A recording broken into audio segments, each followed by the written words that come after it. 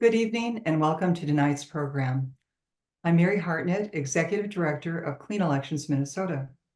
Tonight, we're excited to introduce you to New York State's bipartisan-backed public match program for financing campaigns. Many believe this model is the most powerful reform available to counter the outside influence of the wealthy and big corporations and is fast becoming a model for the country. The optional program is designed to incentivize political candidates to seek support from small donors and give those small donors a greater voice in elections. It also holds promise to increase the participation of an economically more representative group of citizens while it combats the influence of mega donors. Tonight, we are happy to be joined by two campaign finance experts from the Brennan Center for Justice to explain the bipartisan New York approach. They are attorney Marina Pino, who serves as counsel in the Brennan Center's Elections and Government program, and Celina Avalos Jaramillo, who is an advocacy campaign strategist with the center. They will discuss how the New York model works, the journey to getting it passed in New York's legislature, and the high level of bipartisan participation by candidates in the match program during this 2024 campaign season. Clean Elections Minnesota is proud to bring you this program. We are a nonpartisan, nonprofit organization seeking a healthy and inclusive democracy.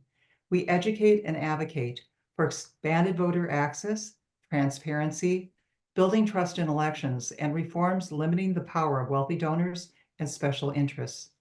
We'd like to thank our co-sponsors for tonight's discussion: the Minnesota League of Women Voters, Common Cause Minnesota, We Choose Us, and Fair Vote Minnesota.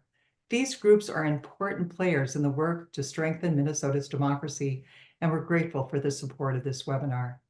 Also of note, Representative Coulter in the Minnesota House and Senator Bolden in the Minnesota Senate introduced bills this session that would bring a program like New York's to Minnesota.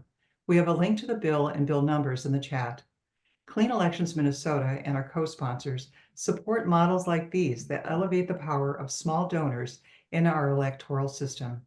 Again, a big thank you to Marina and Celina for joining us. The conversation with them will be moderated by retired Pulitzer Prize winning Star-Tribune journalist and board member of Clean Elections Minnesota, Dave Hage.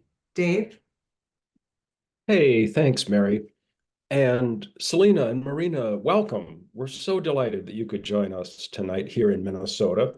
At Clean Elections Minnesota, we're big fans of the Brennan Center and its longstanding work on behalf of cleaner, fairer elections, a fairer and stronger democracy.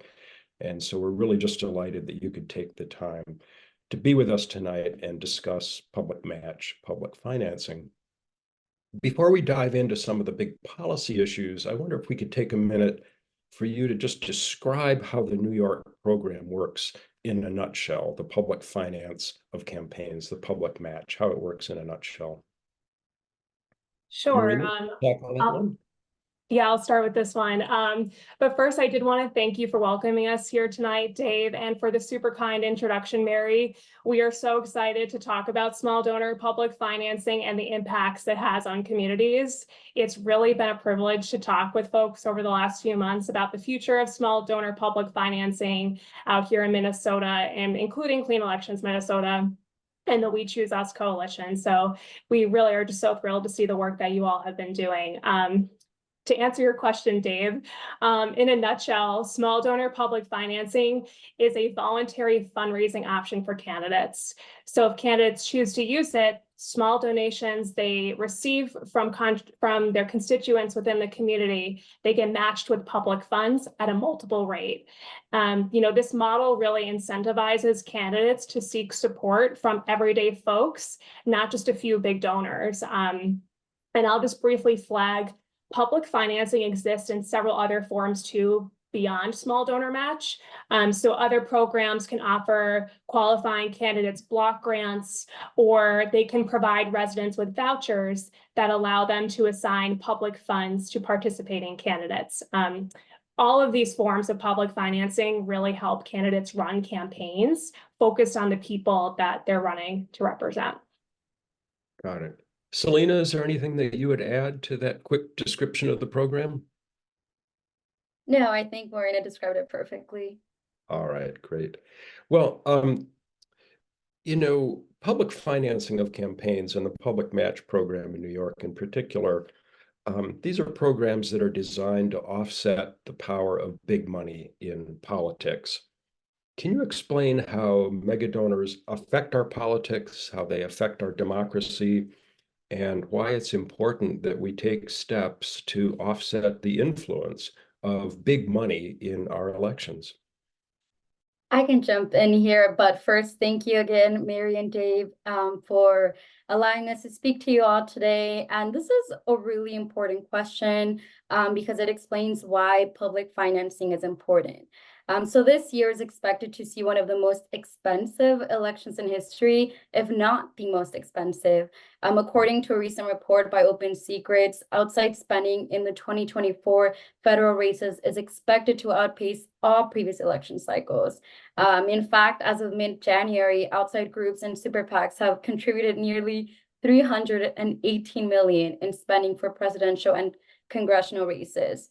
But I think we really need to go back a few years here so that we understand how we got here. This reality of wealthy donors dominating election spending was not always the case. In 2010, the year the Supreme Court decided Citizens United, small donors significantly outspent the 100 largest donors. But everything changed after the court's decision. And, the Citizens United decision essentially gave mega donors the green light to spend unlimited amounts of money in our elections. The court struck down limits on independent spending by corporations and other entities, explaining that money from these groups, which don't go directly to candidates, can pose any danger of corrupting them. So with mega donors now having a blank check, they can easily thwart policymaking to serve the public interest on key issues like education, the environment, and housing. So we can't stop big donors from spending because of the Supreme Court says it's free speech.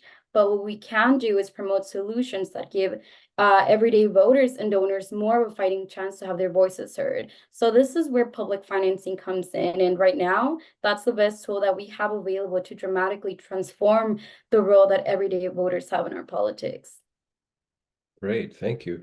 Marina, just a bit more on the influence of big money. When we think about the influence of very large donors, mega donors, can you think of some examples of how that influence sort of thwarts the democratic process, skews the decisions that our elected leaders are making when they consider legislation, and also how it skews the ability of candidates to enter a race and who they appeal to and what issues they're emphasizing? Sure. I mean, for us at the Brennan Center, we see this as common sense. If you have somebody or something that's donating like such a large amount of money to a campaign, and then you have a small donor who's contributing $10, that candidate does feel indebted to talk and listen to that large money.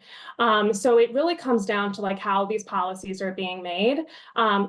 The mega donors, big donors, they're drowning out the voices of small donors who care so much about the policies that impact their lives. We're talking about housing, education, the environment.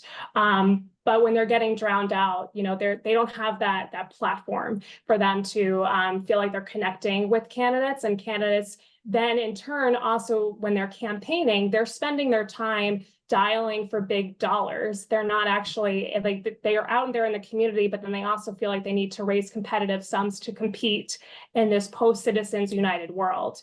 I'm happy to talk more too about what these fundraising gaps do also, especially for candidates from historically disadvantaged communities too, that feel like they're always climbing and trying to catch candidates who operate in a world where they actually have access to funds in a way that other candidates who are just as able to do the job, they just don't have that same initial support to get their campaigns going.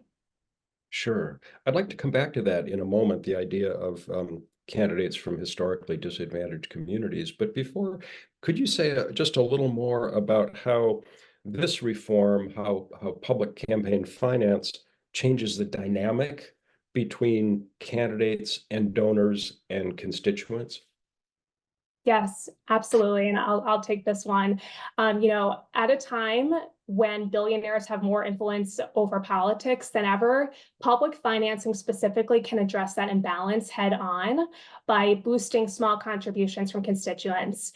Like I was sort of saying just before, it's common sense that a small donor matching system that multiplies constituent dollars would inspire candidates connect with more of their constituents throughout a campaign. And we have research that backs that argument up. There was a Brennan Center study of New York City's public financing program, which found that publicly financed candidates engage far more with their constituents than their counterparts who don't participate in public financing. So we looked to candidates for the New York City Council, and our study found that those publicly financed candidates, they raised a greater proportion of their campaign funds from small donors. And I'll just put a few numbers to that to make this all come together. We saw that the average publicly financed city council candidates received campaign support from 23% more in district donors than did their privately financed counterparts in the state assembly and also in the city council that were not participating in the program. The bottom line here is that under these programs, candidates don't need to spend their time chasing those big checks, dialing for those big dollars. They really can instead fundraise the same way that they're out there campaigning anyway, which is by going out in the community and connecting with voters and hearing what those voters care most about. So it's not just about the way someone in public office might vote on a big issue, but it's also about how they approach their constituents, how they campaign, how they connect to their community. Is that a fair thing to say, Celina? Yeah, that is. Yeah, okay. And we know, Marina, you were saying a minute ago, you touched on this. We know that candidates from certain backgrounds, especially those from historically disadvantaged communities, face barriers to political participation. Tell me, both of you, why you think that public financing can change that dynamic. Sure, I'll get us started, and I could talk about the candidate side, and then maybe Celina, you can jump in on the donor side. But so the policy breaks barriers to political participation for both donors and candidates, and especially those from historically disadvantaged communities, like you mentioned, Dave. This ultimately is an important step to achieving a more representative and responsive government. So on the candidate side of things, Brennan Center research has found that the policy can help reduce race and gender inequities among candidates. So in 2021, I'll return to the New York City Council example. We saw the policy help make New York City's government more reflective of the people it serves. That year, the city elected the most demographically representative council in history. Women more than doubled their representation to 61%. And we also saw people of color increase their representation. I believe it was from 51% to 67%. And I'll add that too, the New York State Attorney General, Tish James, she was elected as the first African-American and first woman to serve as Attorney General. She actually credits the New York City Small Donor Public Financing Program as being vital to her entry into politics, which connects to what I was saying earlier about having that boost to get their campaign started. Yeah, Celina, I don't know if you want to mention on what we see on the donor side. Yeah, just really quick to add on to that. On the donor side, like Marina mentioned earlier, we've seen public financing programs across the country really encourage greater diversity and increase participation because, as we all know, that even modest donations will have a real impact when they're multiplied by public funds. And this truly underscores the power of small donor public financing to bring more voters into our democracy. And, I know we'll get into the weeds of what the small donor matching program looks like in New York, but for instance, your $5 in the New York State program can go a long way. But I won't get into the weeds yet, just to preface that, again, it has a power to bring more voters into our democracy. So it's truly essential program like this.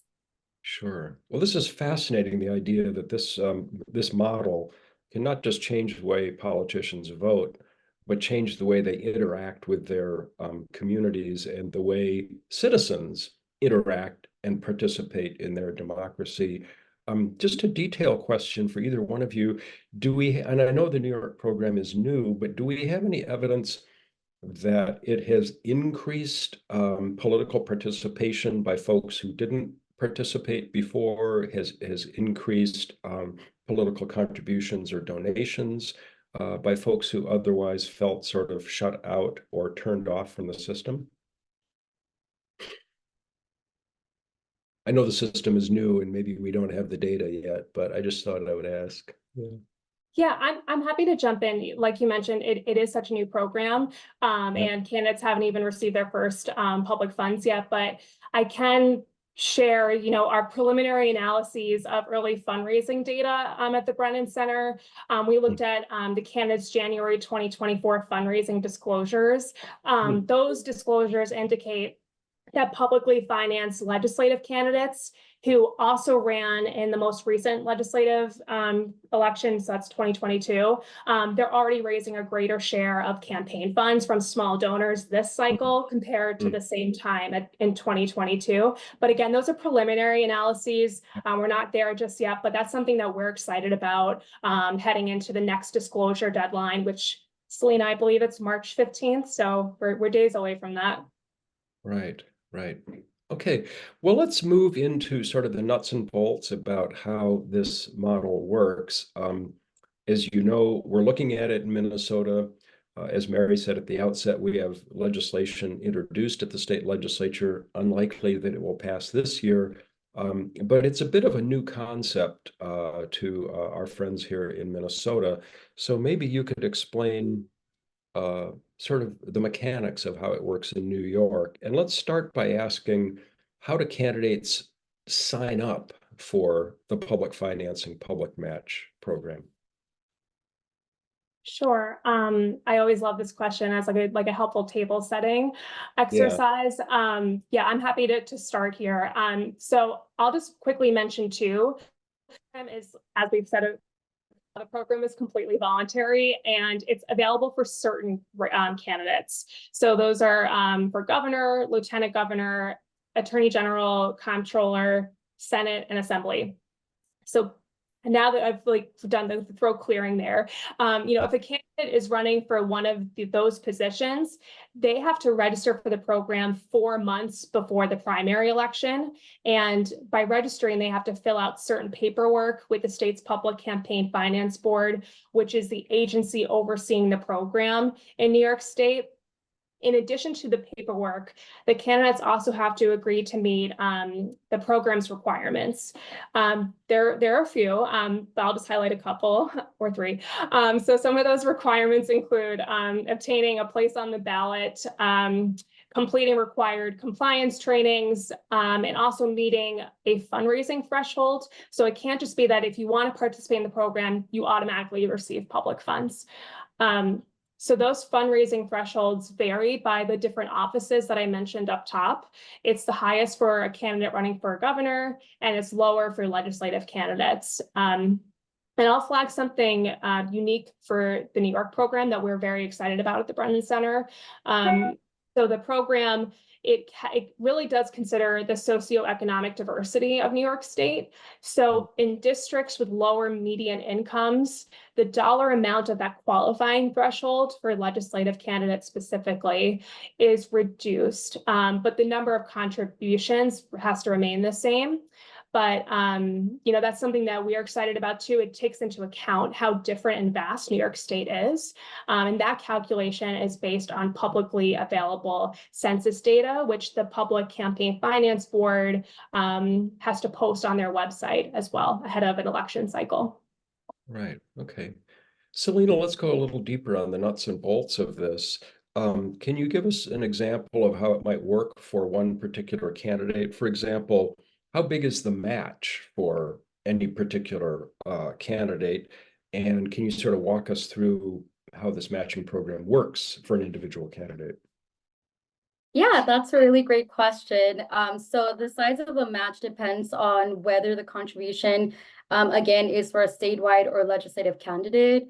For instance, for legislative candidates, the program includes a very progressive tiered match for contributions from in-district donors. The match also provides, the match rate provides the highest match to the smallest contributions. So for instance, the first $50 of a contribution will be matched 12-1. This is for a legislative candidate. The next $100, sorry. Yeah, so bear with me because it's a tiered match. So this is for a legislative candidate. The first $50 of a contribution is matched 12-1.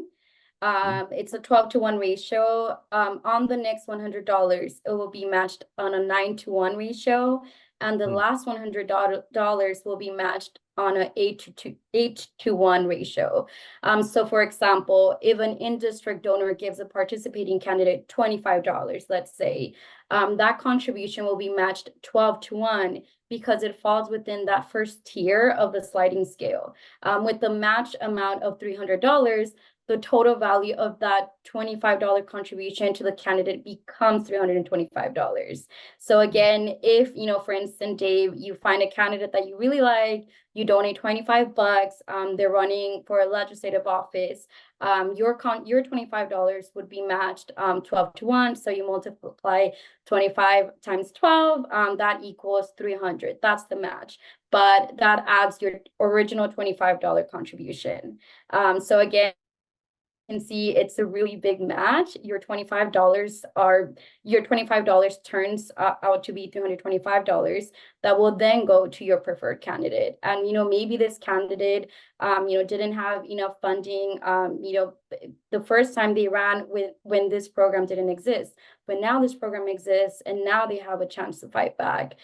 So again, this is just one of the examples of why the small donor matching system is really important. Yeah. The answer to this may be obvious, but can you explain a little bit more about why it's important to have this, as it were, sliding scale, higher ratio program so that small contributions are matched at a higher rate? Why is that important? Either one of you, Marina or Celina. Yeah. I'm happy to jump in. You know, this is something, this tiered sliding scale structure, this is something I'll just quickly first say, you know, we see this in a few other places around the country, so it's not just New York State.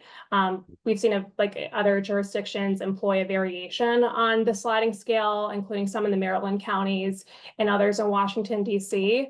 But New York's model really is particularly innovative in providing the most meaningful match to the smallest contributions to legislative candidates. So we see it as something, if a candidate really can only give $10 at that time, they should feel especially good about that contribution, and the candidate can feel great about that contribution too, knowing that it's going to have the highest match on that smallest donation. This was something, you know, I know we'll probably get into this later on this evening, but we work in coalition with the Fair Elections for New York Coalition. This is like a massive, massive coalition, extremely robust and strategic. And so many of our partners care so much about that small donor match, and especially on the tiered structure too, again, because it does give the smallest donations that highest value. All right, great. Thank you. Just to make a small note here, we're encouraging everybody who's watching tonight to submit questions. If you have questions, we love hearing from those.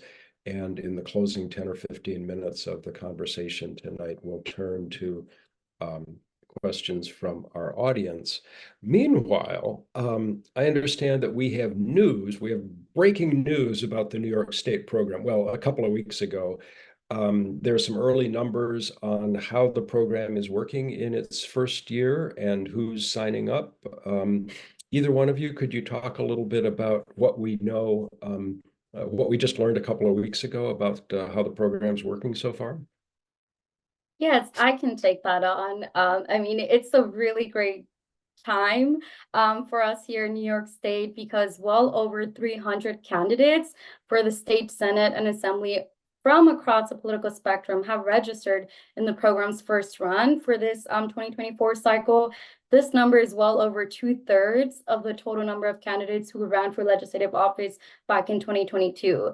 And the participating candidates, and this is the most exciting part, it includes incumbents and challengers, and they come from more than 3/4 of the legislative districts in New York. So from upstate, Albany, downstate. So there's also a statewide candidate who already opted in ahead of the 2026 elections. So again, just very exciting news. And just one thing to note too, though, is that these candidates are required to participate in at least one debate before each election for which the candidate receives public funds. So again, it just encourages more constituents, more voters to participate in the democratic process. And all candidates must also adhere to the program requirements that are set forth by the Public Campaign Finance Program, which is where this small donor matching program is under, which includes submitting required financial disclosure reports on time, adhering to rules regarding the use of public funds, and also complying with audit procedures. So again, we're just really, really excited that over 300 candidates have opted in. Also, we just received news earlier this morning about the one house budgets. The State Senate and Assembly are giving full funding for this historic program in its inaugural cycle. And I know I'll discuss a little bit more, hopefully, about that in the next few moments or so. But again, just such an exciting time here in New York. Great. I want to move into the idea of the financing of the program and what it costs. But first, I understand this has been largely a bipartisan model, a bipartisan idea in New York State.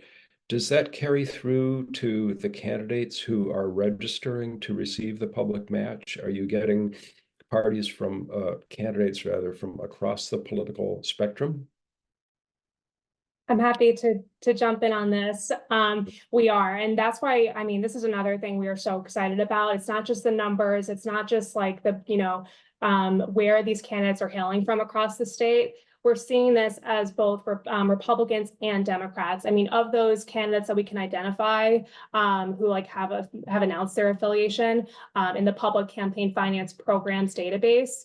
I wish I had the numbers in front of me. Hopefully I can return to that in a few minutes. Sure. But we are seeing it's a pretty good split between the two.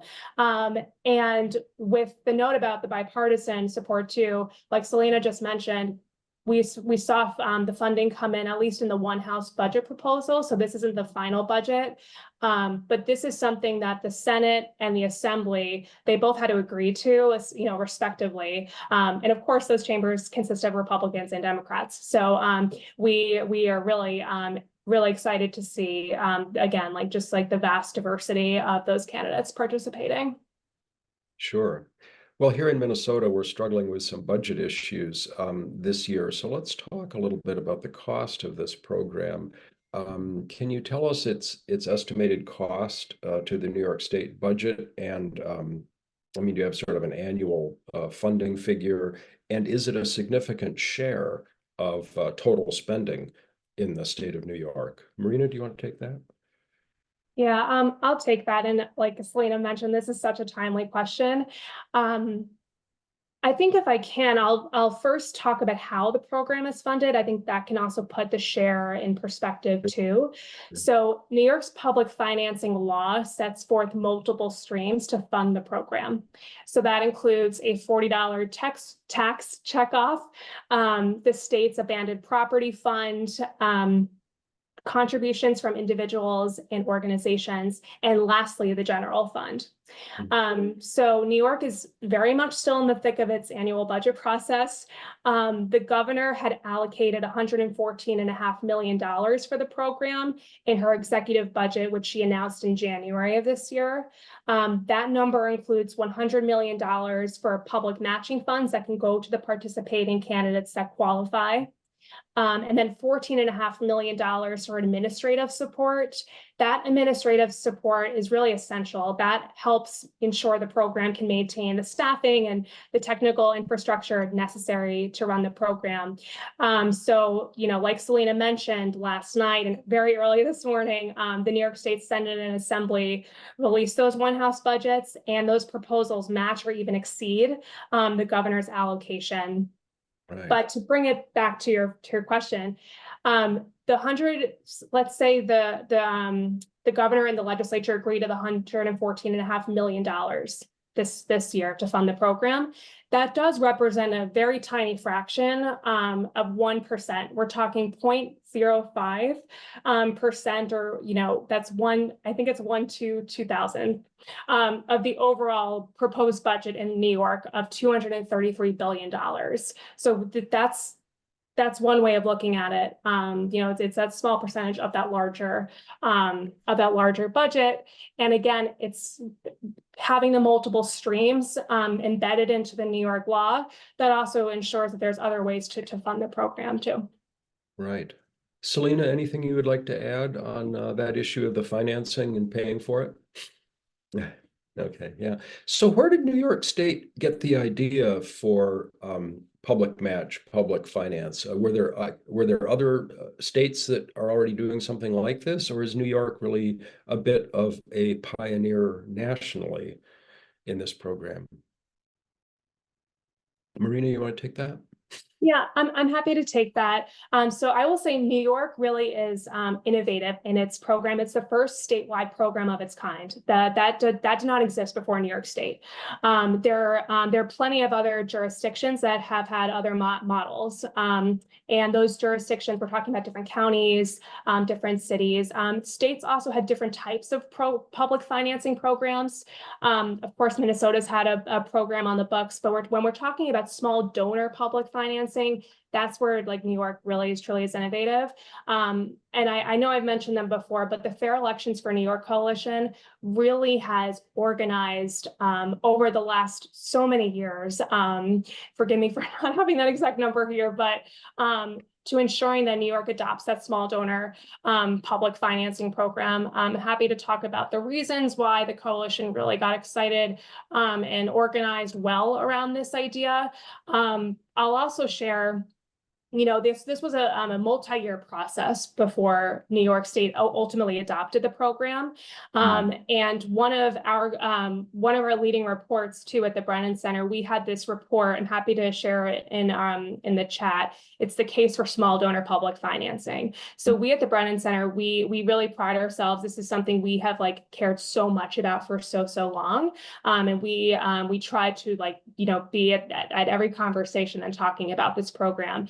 But we were very much involved in talking through the policy details, showing up to testify for the program well before it was ultimately adopted. But yeah, I think that's sort of where I'll keep it for now. Okay. Well, I'd like to move into the question of how it came to pass, how it came to be a reality in New York and the coalition that led to this passage. Before I do that, though, a couple of quick program notes. Marina, if you do post something in the chat that's researched by the Brennan Center, I would encourage any of our viewers tonight to go look that up if you'd like to know more about public finance and the case for it. The research that I've read at the Brennan Center, the research at the Brennan Center is fabulous. And it's just a terrific way to get up to speed on these issues and understand why they're important. And then I would just remind viewers that we're happy to take questions from the audience. And in the last 10 or 15 minutes of our hour tonight, we will turn to those. We're getting some great questions coming in already, and we'll turn to those shortly. So as you know, there's an effort now in Minnesota to adopt a public match program, and a lot of different organizations working on it. It looks like we have a real opportunity. Can you describe what gave rise to New York State adopting this program and some of the groups and organizations that were behind the push for it? Yeah, Celina? I can take. Yeah, thank you, Dave. Yeah, I can definitely take this on. And as Marina alluded to this, I mean, the result of where we're at now is truly, a result of advocates in the state that formed the Fair Elections for New York Coalition, also Fair Elects for short. They truly fought for years to see public financing enacted on the state level, but I'll talk a little bit about the past and how we got here. So we saw corruption scandal after corruption scandal in New York State's government, which actually gave a high-profile investigation in 2013, which concluded that New York needed public financing. So everyday voters continue to feel pushed out of the electoral process as big money continue to have a huge influence. So advocates had seen a public financing bill be introduced each year in the legislature. The bill would pass the state assembly, but it would ultimately stall in the state Senate. So public financing was also introduced in the governor's executive budget. And truly our Fair Elections Coalition collectively saw this opportunity for public financing after the 2018 elections. At that time, there was a new slate of legislators that took office who were committed to democracy reform. They replaced electeds who thwarted such reforms in the past. So the coalition really ramped up. We ramped up our advocacy efforts to get the program passed back in 2019, in the 2019 session. So after over 2 decades of grassroots organizing, coalition building, and collaboration with legislative champions, we helped secure the program's passage in the state's budget the following year. So the program went into effect in November of 2022, and as you all know, is now live for over 300 candidates for this year's legislative election. So that's a little bit about the past. But who is a part of the coalition? The Brennan Center, we're so grateful to be a member of the Fair Elections for New York, which is a coalition of more than 200 voting rights, racial justice, labor, and other community-based organizations from across the state. Some of our members include Citizen Action of New York, who runs the coalition, Common Cause New York, and the League of Women Voters of New York State, just to name a few. And like Marina mentioned earlier, our coalition's work is quite robust. We have organized lobby days in our state's capital. We engage extensively with media, from speaking regularly with reporters to connecting with editorial boards to placing op-eds in strategic outlets. And over the past year, the Fair Elections Coalition partners, we have organized and facilitated community briefings to various groups across the state, from political clubs to community organizations, and even to university classrooms. I know Marina and I were up at Hofstra University a few months ago to drum up support for the program and get the word out to candidates and potential donors alike. And actually, one of our key partners, which is Stand Up America, they also facilitated a poll of likely New York voters alongside the Data for Progress last spring. And this poll was really integral to our advocacy over the last year, both for funding and to ensuring that the program remains on schedule for this year's election. So as you can tell, this coalition is quite robust. We're always looking for new and innovative ways to do advocacy to ensure that we bring more folks into our current efforts. So we're just really grateful that we're a part of that, that now we get to see the implementation of the small donor match program. Great, thank you, thank you. I want to turn in a moment to sort of political headwinds and also what happens next for this program. But meanwhile, we're starting to get really good questions from the audience, and some of them are great questions about sort of the nuts and bolts about New York's program. And so maybe we could take a minute just to dive into those. Our viewers obviously are really interested in how the model works. And here are a couple of the questions we've gotten.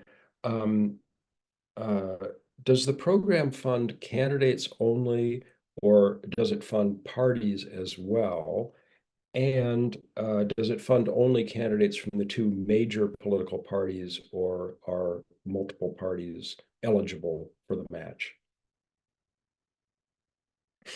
I'm Marina, happy you want to take to, that one? I'm happy to jump in there. It's such a great question.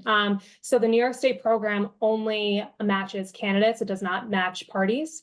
And it specifically, I'm trying to break this down. It will provide public funds to candidates who qualify. It doesn't matter what their political affiliation is.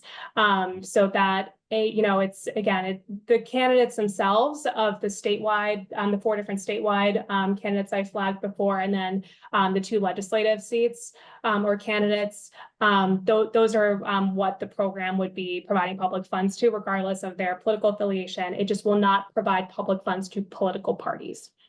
Got it. And another question, what's the maximum amount that an individual can donate and be eligible for the match? I'm happy to jump in this too. So the maximum amount is $250, and that is actually something to also keep in mind. You can't donate $240, get the public match, and then like a week later donate another $240. It's in the aggregate $250 per contributor. And again, with New York State's program, that contribution, if it's to a legislative candidate, has to be within the district to get public funds. So if you're a candidate who lives in Buffalo, which is upstate Western New York, and you want to donate to a candidate in Suffolk County, which is downstate, that won't be eligible for public funds. That said, the candidate can still receive that contribution. There's no, keeping in mind contribution limits that exist in New York State. There's nothing in the program that prevents the candidate from receiving private contributions that won't be matched with public funds. All right. Well, Marina and Celina, I know there's so much we could cover left tonight, but I think I will just wrap it up there. Thank you so much for taking the time to be with us tonight to explain this wonderful program. In our audience, thank you all for joining us tonight, and our co-sponsors, thank you all for joining us. I hope it's been an informative program for everyone. Thank you for joining us, and thank you. Good night.